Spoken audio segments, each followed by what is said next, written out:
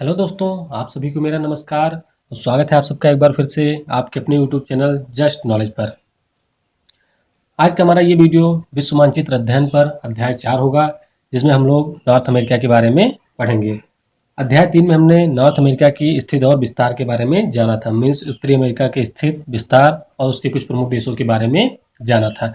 इस वीडियो में हम उत्तरी अमेरिका की जो हमारे एग्जाम पॉइंट ऑफ व्यू से इम्पोर्टेंट पर्वत हैं, नदियां हैं, झीलें हैं, उन सभी के बारे में अध्ययन करेंगे। बेसिकली मानचित्र का अध्ययन करवाना आप सबको करवाने का मेरा जो उद्देश्य है ये है कि आप लोगों को ज्योग्राफी में थोड़ा इंटरेस्ट बढ़ जाए। मीन्स एक बार अगर हम मैप को अच्छे तरीके से अध्ययन कर लेंगे, मानचित्र का अध्ययन कर लेंगे, तो ज्योग्राफी में हमारा जो थोड़ा इंटरेस्ट है, हमारी रुचि बढ़ जाएगी। तो आज का ये वीडियो नॉर्थ अमेरिका मीन्स उत्तरी अमेरिका पर पार्ट 2 होगा, जिसमें हम लोग पढ़ेंगे पर्वत, नदी और झीलों के बारे में। तो जैसा कि पिछले पार्ट में मैंने आपको बताया था, जो उत्तरी अमेरिका के बारे में हमने पढ़ा था, तो मैंने आपको बताया था कि उत्तरी अमेरिका कहाँ पर स्थित है। उत्तरी अमेरिका हमारे उत्तरी पश्चिमी गोलार्ध में स्थित है। इसके बारे में मैंने आपको बताया था। फिर हमने बताया था आपको कि एक बार मैं थोड़ा सा रिवाइज करवा देता हूँ आपको चीज़ें, जिससे आपको थोड़ी सी और अच्छे से क्लियर हो जाए। बार बार सुनने से, बार बार देखने से चीज़ें जल्दी आसानी से याद हो जाती हैं। तो मैंने आपको बताया था कि जो हमारा उत्तरी अमेरिका महाद्वीप है, ये हमारे उत्तरी पश्चिमी गोलार्ध में स्थित है। इसमें 23 प्रमुख देश हैं। 23 प्रमुख देशों में जो हमारे 3 इसके प्रमुख देश हैं वो हमारा कनाडा है, उसके अलावा संयुक्त राज्य अमेरिका है और मैक्सिको है, जो लगभग 95% हिस्सा कवर किए हुए हैं अमेरिका का। उसके अलावा यहाँ पर कुछ छोटे छोटे देश हैं, 7 छोटे छोटे देश हैं, उनके बारे में भी मैंने आपको बताया था। और कुछ द्वीप समूह है, मीन्स कैरिबियन सी है यहाँ पर, और यहाँ पे वेस्ट इंडीज द्वीप समूह है या पश्चिमी द्वीप समूह भी जिसे कहते हैं, यहाँ पर भी कुछ देश स्थित हैं। फिर हमने आपको डेनमार्क के बारे में बताया था कि डेनमार्क इसका एक देश है जिस पर राजनीतिक अधिकार किसका है, ये हमारा ग्रीनलैंड है जिस पर राजनीतिक अधिकार डेनमार्क का है। तो चलिए आज के इस वीडियो में मैंने आपको बताया कि हमें पर्वत, नदी और झील के बारे में जानना है। तो सबसे पहले हम जानते हैं पर्वतों के बारे में, मीन्स नॉर्थ अमेरिका में कौन कौन से पर्वत हैं। नॉर्थ अमेरिका का जो पश्चिमी हिस्सा है, यहाँ पर बहुत सारे पर्वत रेंज पाए जाते हैं, मीन्स यहाँ पर बहुत सारी पर्वत श्रेणियाँ पाई जाती हैं, जिनमें जो हमारी प्रमुख श्रेणियाँ हैं वो हैं Alaska range, Coast Mountain, Cascade श्रेणी, सियरे नेवादा, वेस्ट सियरे मैद्री और ईस्ट सियरे मैद्री। तो जो इन सारे पर्वतों का निर्माण हुआ है वो हमारे पश्चिमी तट पर हुआ है, मीन्स उत्तरी अमेरिका के पश्चिमी तट पर ये सारे पर्वत पाए जाते हैं। और ये सारे पर्वत जो हैं ये वलित पर्वतों का एग्जाम्पल है। हालांकि इन सारे पर्वत श्रेणियों को संयुक्त रूप से हम रॉकी माउंटेन रेंज के अंतर्गत मानते हैं, क्योंकि जो रॉकी माउंटेन है, रॉकी पर्वत है उत्तरी अमेरिका का, ये विश्व का दूसरा सबसे बड़ा पर्वत श्रेणी है। इसकी जो कुल लंबाई है, ये इसकी लंबाई है लगभग 6000 किलोमीटर। मेन दक्षिण अमेरिका में एक पर्वत है जिसका नाम है एंडीज। एंडीज दुनिया का सबसे बड़ा पर्वत है। तो उसके बाद में जो दूसरा सबसे बड़ा पर्वत है वो कौन सा है, वो हमारा है रॉकी। रॉकी हमारा कनाडा से लेकर के मैक्सिको तक इसकी सीमा है। इससे कुछ प्रमुख नदियां भी निकलती हैं, उन नदियों के बारे में भी हम आगे जिक्र करेंगे। ध्यान रखिएगा कि पर्वतों के बारे में जो पूछा जाता है कि पर्वतों का विस्तार कहाँ से, किस रीजन, किन देशों में है, उसके अलावा उसकी हाईएस्ट पीक क्या है या सर्वोच्च शिखर क्या है, तो ध्यान रखिएगा कि जो रॉकी माउंटेन का सर्वोच्च शिखर है इसको हम लोग कहते हैं माउंट एल्बर्ट। क्या कहते हैं इसको हम, माउंट एल्बर्ट। ध्यान रखिएगा, माउंट एल्बर्ट रॉकी पर्वत का सबसे सर्वोच्च शिखर है। लेकिन अगर हम पूरे उत्तरी अमेरिका के सर्वोच्च शिखर की बात करें तो वो है माउंट मैकिनले। क्या नाम है इसका, माउंट मैकिनले। तो जो हमारे अलास्का रेंज का सबसे सर्वोच्च शिखर है उसका नाम है माउंट मैकिनले, और जो हमारे रॉकी माउंटेन का सबसे सर्वोच्च शिखर है उसका नाम है माउंट एल्बर्ट।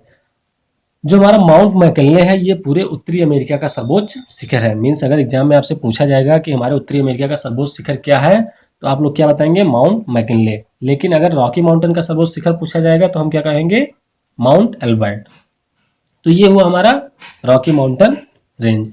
रॉकी के अलावा हमारे और माउंटेन रेंज है जिसे हम लोग इसी का पार्ट मानते हैं, जिसमें मैंने आपको बताया कोस्ट माउंटेन, तटीय क्षेत्र पर होने के कारण इसे कोस्ट माउंटेन कहा जाता है। फिर कास्केड श्रेणी है, यहाँ पे सियरे नेवादा है, फिर पश्चिमी सियरे मैद्री है, और पूर्वी शेरे मद्री है। जो हमारी पश्चिमी शेरे मद्री है और पूर्वी है, ये पूरी तरीके से हमारे कहाँ पे है, मैक्सिको में। ध्यान रखिएगा ये कहाँ पर है, मैक्सिको में। उसके अलावा जो हमारे पूर्वी भाग है उत्तरी अमेरिका का, उसमें जो इस पर्वत श्रेणी हमारी पाई जाती है उसका नाम है अपलेंचियन माउंटेन, अपलेंचियन माउंटेन रेंज या अपलेंचियन पर्वत श्रेणी। इसका विस्तार भी हमारे यूएसए में है। यूएसए में ये पर्वत श्रेणी पाई जाती है और ये माना जाता है कि जब हमारे यहाँ पर अंतिम ट्रियासिक युग चल रहा था, उसी में इस पर्वत श्रेणी का निर्माण हुआ है। मीन्स यहाँ पर जो चट्टानें पाई जाती हैं, इन पर्वत श्रेणियों पे जो चट्टानें पाई जाती हैं वो बहुत ही पुरानी है और ये माना जाता है कि सबसे पुरानी जो चट्टानें हमारी पृथ्वी पर कहीं पाई जाती हैं वो इन्हीं श्रेणियों में पाई जाती हैं। तो ये हुआ हमारा माउंटेन के बारे में, नॉर्थ अमेरिका के जो माउंटेन है। तो ध्यान रखिएगा कि रॉकी इसमें सबसे ज़्यादा महत्वपूर्ण है। फिर उसके अलावा अलास्का रेंज इसलिए महत्वपूर्ण है क्योंकि इस पर उत्तरी अमेरिका का सबसे सर्वोच्च शिखर पाया जाता है। फिर हमारा अपलेंचियन माउंटेन कोई बहुत ज़्यादा महत्वपूर्ण नहीं है। और ध्यान रखिएगा मैक्सिको में जो दो पाई जाती है उनका नाम है पश्चिमी सिएरा माद्रे और पूर्वी सिएरा माद्रे। तो ये दोनों हमारे मैक्सिको की पर्वत श्रेणी है। ध्यान रखिएगा कि जो भौतिक रचना है, भौतिक संरचना है हमारे उत्तरी अमेरिका की, उसको भी हम 4 पार्टों में डिवाइड करके पढ़ेंगे और हमारा एक उसमें रीजन जो आता है वो पश्चिमी कार्डिलेरा आता है, लेकिन उसके बारे में हम लोग आगे पढ़ेंगे। जो हमारी ये पर्वत श्रेणियां हैं इनके बीच बीच में कुछ पठार भी पाए जाते हैं, कुछ यहाँ पर रेगिस्तान भी पाए जाते हैं, उसके बारे में भी हम लोग आगे पढ़ेंगे। तो इसमें केवल हम लोग पर्वत, नदी और झीलों के बारे में जानेंगे। तो जिन पर्वतों के बारे में हमें पढ़ना था वो यही सब है। अब हम लोग बात करते हैं झीलों के बारे में। अगर हम बात करें उत्तरी अमेरिका महाद्वीप की, तो उत्तरी अमेरिका महाद्वीप में जल के बहुत सारे स्रोत हैं। मीन्स यहाँ पर बहुत सारी झीलों का निर्माण हुआ है, बहुत सारी नदियां भी यहाँ पर बहती हैं। मीन्स उत्तरी अमेरिका में झीलों और नदियों के कारण यहाँ पर प्रचुर मात्रा में जल की उपलब्धता रहती है। इन जलों का जो उपयोग है या इन झीलों या इन नदियों के द्वारा जो जल होते हैं उनका जो उपयोग किया जाता है वो मुख्य रूप से जल विद्युत उत्पादन में, उसके अलावा सिंचाई में इनका उपयोग किया जाता है। तो चलिए हम पहले जान लेते हैं झीलों के बारे में। कनाडा में कुछ प्रमुख झीलें हैं, उन झीलों के पहले हम लोग नाम जान लेते हैं। उत्तर से दक्षिण की तरफ जो हमारी कनाडा में सबसे ऊपर की झील है इसका नाम है ग्रेट बियर लेक या ग्रेट बियर झील। उसके बाद में जो अगली झील है उसका नाम है ग्रेट स्लेव झील। उसके अलावा जो हमारी तीसरी झील है उसका नाम है अथावस्का। अथावस्का के बाद में जो हमारी चौथी झील है उसका नाम है विनिपेग। तो ये हमारी 4 झीलें हुई जो कि हमारी कहाँ पर हैं, उत्तरी अमेरिका में। ये 4 झीलें उत्तरी अमेरिका के कनाडा देश में ये 4 झीलें स्थित है मुख्य रूप से। फिर हमारे संयुक्त राज्य अमेरिका में एक झील है जिसका नाम है ग्रेट साल्ट लेक। मीन्स ऐसी झील, ये खारे पानी की एक झील है और दुनिया में ये खारे पानी की दूसरी सबसे बड़ी झील है। आप लोग जानते होंगे कि झील 2 प्रकार की होती हैं, एक हमारी होती है खारे पानी की झील और दूसरी हमारी होती है मीठे पानी की झील। तो मीठे पानी की झील भी अमेरिका में है और खारे पानी की दूसरी सबसे बड़ी झील अमेरिका में है। मीठे पानी की जो सबसे बड़ी झील है वो सुपीरियर है, अभी इसके बारे में हम लोग आगे बात करेंगे। तो ध्यान रखिएगा 4 प्रमुख झीलों के 4-5 झीलों के बारे में, Great Bear, Great Slave, Athabasca, Winnipeg और the Great Salt Lake. Means खारे पानी की झील है, इसे महान खारे पानी की झील भी इसे या बड़ी खारे पानी की झील भी कहते हैं और ये कैस्पियन सागर के बाद में दुनिया की दूसरी सबसे बड़ी खारे पानी की झील है। अब चलिए हम बात करते हैं द ग्रेट लेक की या बृहद झील के बारे में बात करते हैं, जो कि बाउंड्री बनाती है किसकी, कनाडा और यूएसए की। मैंने आपको बताया था पिछले पार्ट में कि 49 डिग्री अक्षांश वृत्त या अक्षांश रेखा, उसके बाद में द ग्रेट लेक, उसके बाद में सेंट लॉरेंस रिवर सीमा बनाते हैं किसकी, कनाडा और यूएसए की।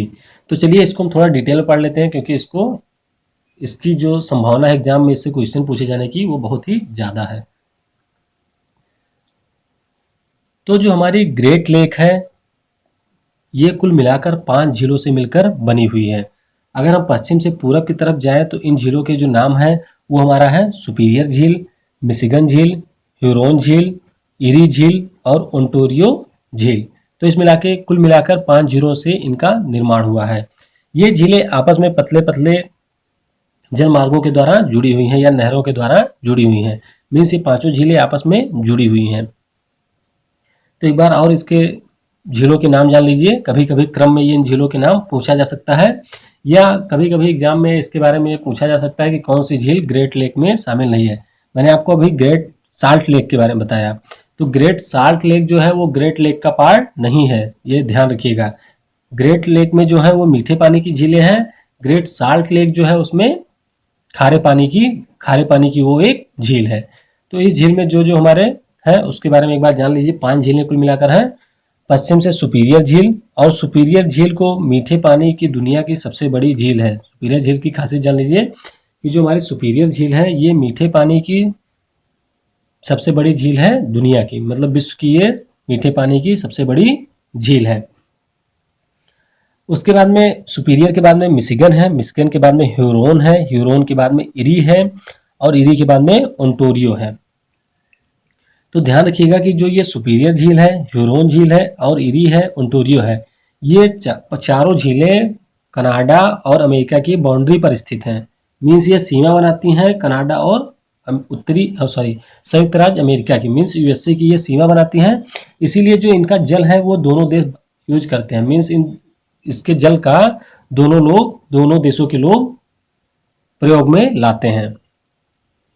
उसके अलावा जो मिशिगन झील है ये पूरी तरीके से अमेरिका में है, तो इसीलिए मिशिगन झील के जल का जो प्रयोग है वो यूएसए के लोग ही करते हैं। मैंने आपको बताया कि ये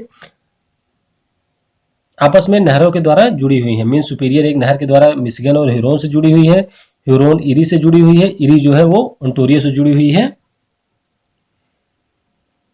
तो इरी और ओंटारियो के बीच में एक जलप्रपात मिलता है जिसे दुनिया का सबसे बड़ा जलप्रपात कहते हैं, या झरना जिसे कहते हैं, जिसका नाम है नियाग्रा जलप्रपात। नियाग्रा जलप्रपात दुनिया की सबसे बड़ी जलप्रपात है, मीन्स सबसे बड़ा झरना है। और ये कहाँ पर पाया जाता है? इरी और ओंटारियो के बीच में। ध्यान रखिएगा कौन कौन सी झीलों के बीच में? इरी और ओंटारियो के बीच में पाया जाता है हमारा नियाग्रा जलप्रपात।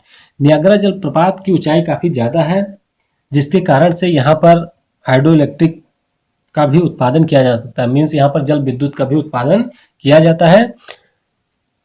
और नियाग्रा जलप्रपात 2 पार्ट में डिवाइड है। मीन्स यहाँ पर एक पार्ट अमेरिका में है और एक दूसरा पार्ट इसका कहाँ पर है? कनाडा में। तो यहाँ पर एक बहुत ही बढ़िया पर्यटक स्थल भी है। मीन्स इस तरह से इसका जो विस्तार हुआ है नियाग्रा जलप्रपात का, इस तरह से इसकी बनावट है कि इसको 2 भागों में डिवाइड किया गया है, कनाडा में भी और अमेरिका में भी। और इसी कारण ये एक टूरिस्ट प्लेस भी है। मीन्स ये बहुत अच्छा एक पर्यटक स्थल है। तो ध्यान रखिएगा, मैंने एक बार फिर से आपको बता दूं कि सुपीरियर झील है, फिर मिशिगन है, ह्यूरोन है, इरी है और ओंटारियो है। इस 5 झीलों के बारे में अच्छे से ध्यान रखिएगा, क्योंकि कभी कभी ऑप्शन के रूप में पूछा जा सकता है कि कौन सी ग्रेट लेक में शामिल नहीं है। ओंटारियो जो है, यहाँ पर एक खान है ओंटारियो के पास में। ये खान दुनिया में सोने के उत्पादन में सबसे बड़ी खान है। मीन्स ओंटारियो में सोने का उत्पादन किया जाता है और ये दुनिया में सबसे बड़ी खान है सोने की। तो इसके बारे में ध्यान रखिएगा। अब चलिए हम लोग आगे बढ़ते हैं और जानते हैं प्रमुख नदियों के बारे में, उत्तरी अमेरिका की प्रमुख नदियों के बारे में। तो हम सबसे पहले बात करते हैं दक्षिण से नदियों को पढ़ना प्रारंभ करते हैं। जो सबसे पहली नदी है उत्तरी अमेरिका की, उसका नाम है रियो ग्रांडे रिवर या रियो ग्रांडे रिवर। सही, मैंने यहाँ पर थोड़ा सा गलत लिख दिया है। इसका नाम है Rio Grande river. Rio Grande river की खासियत यह है कि यह संयुक्त राज्य अमेरिका और मैक्सिको की सीमा बनाती है। मीन्स रियो ग्रांडे रिवर जो कि रॉकी पर्वत से निकलती है, यहाँ पर रॉकी पर्वत रेंज है, तो रॉकी पर्वत रेंज से ये नदी निकलती है और मैक्सिको की खाड़ी में जाकर के गिर जाती है। ध्यान रखिएगा, रियो ग्रांडे रिवर इस पॉइंट ऑफ व्यू से इंपॉर्टेंट है क्योंकि ये संयुक्त राज्य अमेरिका और मैक्सिको की सीमा बनाती है। उसके बाद में हम आगे बढ़ते हैं तो हमारी एक नदी है कोलोराडो नदी। कोलोराडो नदी जो हमारी है ये भी हमारे निकलती है रॉकी माउंटेन रेंज से और ये जाकर गिर जाती है कैलिफोर्निया की खाड़ी में। ये जो बीच में आप रीजन देख रहे होंगे ये जो पतला सा रीजन है इसे हम लोग क्या कहते हैं, इसे हम लोग कहते हैं कैलिफोर्निया की खाड़ी। तो कोलोराडो नदी हमारी रॉकी पर्वत से निकलती है और जाके कहाँ गिर जाती है, कैलिफोर्निया नदी में। उसके बाद में हम आगे बढ़ते हैं। अब हम बात करते हैं उत्तर की नदियों की। उत्तर की एक जो इंपॉर्टेंट नदी है जो निकलती है कहाँ से, हमारे रॉकी पर्वत रेंज से ही, रॉकी पर्वत श्रेणी से ही निकलती है, उसका नाम है यूकान रिवर। यूकान रिवर हमारे जो हमारा अलास्का रेंज है उसकी एक प्रमुख नदी है और ये रॉकी माउंटेन रेंज से निकल करके जाकर गिरती है हमारे कहाँ पर, बेरिंग सागर में। तो ध्यान रखिएगा, सॉरी ये रॉकी माउंटेन रेंज से नहीं निकलती, यहाँ पर एक श्रेणी मानी जाती है, पर्वत श्रेणी, इसका नाम है मैकेंजी श्रेणी भी से कहा जाता है। सॉरी ये मैकेंजी यहाँ पर है। तो हाँ, रॉकी माउंटेन रेंज से निकलकर यूकान रिवर जाके गिरती है बेरिंग सागर में। यहाँ पर आपको पता होगा कि यहाँ से रसिया का पार्ट है और इसके बीच में जो सागर है इसका नाम है बेरिंग सागर या बेरिंग जल संधि भी इसे कहते हैं। तो ये हमारा हुआ यूकान रिवर। तुम लोगों ने कौन कौन सी पढ़ ली, यूकान रिवर हो गई, कोलोराडो हो गई, उसके अलावा रियो ग्रांडे हो गई। अब हम बात करते हैं मैकेंजी रिवर की। मैकेंजी रिवर जो हमारी है वो ग्रेट स्लेव झील से होकर निकलती है। मैंने आपको झीलों के बारे में बताया था कनाडा की। ऊपर की कौन सी है, ग्रेट बियर, ग्रेट स्लेव, अथावस्का, यहाँ पर विनिपेग है और विनिपेग, 4 झीलें, प्रमुख झीलें मैंने बताई थी कनाडा की। उसके अलावा ग्रेट लेक तो हमने पढ़ ही लिया है। तो यहाँ से जो निकलती है नदी इसका नाम है मैकेंजी और ये जाकर गिरती है ब्यूफोर्ट सागर में। यहाँ पूरा जो ऊपर का सागर है ये हमारा आर्कटिक महासागर है। लेकिन आर्कटिक महासागर में मैंने आपको बताया था, सागर महासागर जब हमने पढ़ा था तो मैंने बताया था कि स्थल खंड के निकट में जब महासागर आता है, तो कोई महासागर आता है तो वहां पर उसके एक छोटा सा नाम दिया जाता है सागर का। तो यहाँ पर हमारा क्या है, ब्यूफोर्ट सागर में जाकर गिरती है मैकेंजी नदी। तो ये हमारी हो गई मैकेंजी नदी। फिर हम आगे बढ़ते हैं तो यहाँ पर हमारी है, ये हमारा विनिपेग झील। विनिपेग झील से एक नदी निकलती है जिसका नाम है नेल्सन। नेल्सन नदी विनिपेग झील से निकलकर हडसन की खाड़ी में जाकर गिरती है। ये हमारी है बे ऑफ हडसन या हडसन की खाड़ी। तो जो हमारी नेल्सन नदी है वो कनाडा की ही नदी है और ये हमारे विनिपेग झील से निकल करके जाकर गिरती है हडसन की खाड़ी में। तो ध्यान रखिएगा, ये हमारी हुई नेल्सन। नेल्सन के बारे में एक और नदी की बात करते हैं जिसका नाम है कोलंबिया। कोलंबिया नदी भी रॉकी पर्वत से निकलती है और रॉकी पर्वत से जाकर ये प्रशांत महासागर या पैसिफिक ओशियन में गिरती है। इसकी एक जो प्रमुख सहायक नदी है इसका नाम है स्नेक रिवर। स्नेक रिवर भी रॉकी पर्वत से ही निकलती है। मीन्स रॉकी पर्वत से ज़्यादातर नदियाँ निकलती हैं। ये ध्यान रखिएगा कौन कौन सी नदियाँ रॉकी पर्वत से निकलती हैं। तो ये हमारी हो गई कोलंबिया रिवर और उसके अलावा हमारी हो गई स्नेक रिवर। अब हम बात करते हैं संयुक्त राज्य अमेरिका की या यूएसए की प्रमुख नदियों के बारे में। संयुक्त राज्य अमेरिका की जो एक प्रमुख नदी है उसका नाम है मिसिसिपी। मिसिसिपी इसकी एक बहुत ही इंपॉर्टेंट नदी है। इसमें एक नदी आकर मिलती है जिसका नाम है मिसौरी। उसके अलावा एक नदी आकर मिलती है इसका नाम है ओहियो। इसकी ट्रिब्यूटरीज हैं या सहायक नदियां हैं। और मिसिसिपी कहाँ पर जाकर गिरती है, तो जो हमारी मिसिसिपी नदी है वो जाकर के गिरती है मैक्सिको की खाड़ी में। तो ध्यान रखिएगा कि मैक्सिको की खाड़ी में कौन कौन सी 2 नदियां आकर गिरती हैं, एक रियो ग्रांडे और दूसरी मिसिसिपी। मिसिसिपी की सहायक नदियों में मिसौरी है, ओहियो है, ये इसकी सहायक नदियां हैं। उसके अलावा एक नदी है जिसका नाम है हडसन। हडसन नदी जो है यहाँ पर न्यूयॉर्क राज्य है या न्यूयॉर्क सिटी है, न्यूयॉर्क राज्य में, न्यूयॉर्क राज्य से ये निकलती है और उसके बाद में ये जाकर गिरती है कहाँ पे, यहाँ पे। तो इसका नाम है हडसन रिवर। हडसन रिवर के बारे में भी ध्यान रखिएगा। तो ये हुई कुछ प्रमुख नदियाँ। हालांकि और भी छोटी छोटी बहुत सारी नदियाँ पाई जाती हैं अमेरिका में, लेकिन जो हमारे एग्जाम पॉइंट ऑफ व्यू से इंपॉर्टेंट है या एग्जाम में अभी तक जिनसे क्वेश्चन पूछे गए हैं उन नदियों के बारे में हमने आपको बताया। कुछ चीज़ें ध्यान रखिएगा कि जो रॉकी पर्वत से नदियाँ निकलती हैं उनमें है Colorado, Rio Grande, Snake, Columbia और यूकॉन। फिर 2 नदियाँ जो हमारी झीलों से निकलती हैं उनका नाम है नेल्सन और मैकेंजी। हालांकि एक और इम्पॉर्टेंट नदी की बात करना भूल गया, वो है सेंट लॉरेंस। सेंट लॉरेंस नदी कहाँ से निकलती है, यहाँ से, ध्यान रखिएगा, ओंटारियो जलप्रपात से निकलती है और ये भी एक प्राकृतिक सीमा बनाती है किसके बीच में, कनाडा और यूएसए के बीच में। तो सेंट लॉरेंस नदी के बारे में एक बात मैं और आपको बता दूं कि जो सेंट लॉरेंस नदी है ये सबसे बड़ा जल मार्ग है, विश्व के सबसे बड़े जल मार्गों में से एक है। सेंट लॉरेंस नदी ग्रेट लेक से निकलती है और ग्रेट लेक के ये ओंटारियो झील से निकलती है। ओंटारियो झील से निकलने के बाद में ये यहाँ पर सेंट लॉरेंस की खाड़ी में आकर गिरती है और ये विश्व की सबसे बड़े जल मार्गों में से एक है। तो आज का ये हमारा वीडियो हुआ झीलों के बारे में, नदियों के बारे में और पर्वतों के बारे में। आपको ये वीडियो कैसा लगा कमेंट करके हमें ज़रूर बताइएगा। आगे का जो हमारा पार्ट होगा नॉर्थ अमेरिका पर, थर्ड पार्ट होगा, उसमें हम लोग यहाँ की जलवायु, खनिज, कृषि, उसके अलावा कुछ अन्य चीज़ों के बारे में जानेंगे। हालांकि ध्यान रखिएगा ये जो हमारा विश्व मानचित्र अध्ययन का भाग है ये किसी भी एग्जाम, आप कोई भी एग्जाम आपको देना हो उसमें ज्योग्राफी के पॉइंट ऑफ व्यू से बहुत ही इंपॉर्टेंट है। और ये सारे नदियाँ या झीलों जिनके बारे में मैंने जिक्र किया है ये सारे एग्जाम में आए हुए क्वेश्चन हैं। चाहे तो आप पुराना पेपर उठा लीजिए, उसमें देखिए तो आपको इन सब चीज़ों से क्वेश्चन जरूर मिलेंगे। तो वीडियो को अपना समय देने के लिए एक बार फिर से आप सभी को धन्यवाद। आप सभी के उज्जवल भविष्य की शुभकामनाएं के साथ जय हिंद, जय भारत।